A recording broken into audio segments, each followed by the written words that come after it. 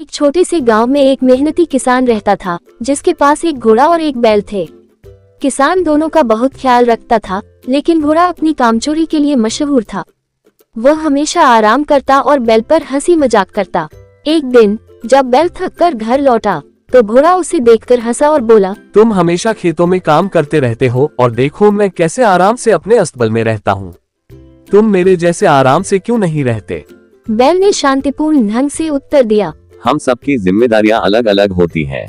मेरी जिम्मेदारी है खेत जोतना और किसान की मदद करना। काम चोरी करने से कुछ हासिल नहीं होता, बल्कि मेहनत से संतोष और खुशी मिलती है। घोड़ा बैल की बातों को हल्के में लेता रहा और अपनी आरामदायक जिंदगी का आनंद लेता रहा। बैल ने कई बार घोड़े को समझाने की कोशिश की, लेकिन घोड़ा कभी नहीं माना।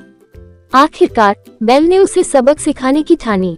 अगले दिन किसान ने बैल को हल खींचने के लिए तैयार किया, लेकिन बैल ने जानबूझकर ऐसा दिखाया जैसे वह बीमार हो गया हो और काम करने में असमर्थ। किसान ने तुरंत ही घोड़े को बुलाया और कहा, आज तुम्हें बैल का काम करना होगा।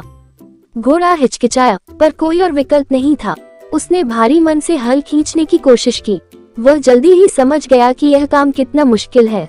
दिन भर मेहनत करने के बाद घोड़ा पूरी तरह से थक गया और पसीने से तरबतर हो गया। उसकी टांगों में दर्द हो रहा था और शरीर टूट रहा था। शाम को जब किसान ने काम खत्म किया, तो घोड़ा थकान से चूर था। बैल ने घोड़े को देखा और मुस्कुराते हुए पूछा, कैसा रहा तुम्हारा दिन? अब तुम्हें समझ में आया कि कामचोरी का कोई फायदा नहीं होता और मेहनत की क्या कीमत होती है? घोड़ा सिर झुकाकर बोला, मुझे माफ कर दो, अब मैं समझ गया हूँ कि हर किसी का काम कितना महत्वपूर्ण होता है। मैं अब से मेहनत करूंगा और तुम्हारी मदद करूंगा। बैल ने उसे माफ कर दिया और दोनों अच्छे दोस्त बन गए।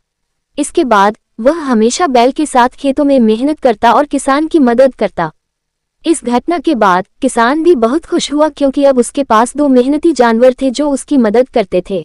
घोड़ा और बैल की दोस्ती और उनकी मेहनत की मिसाल पूरे गांव में एक प्रेरणा बन गई।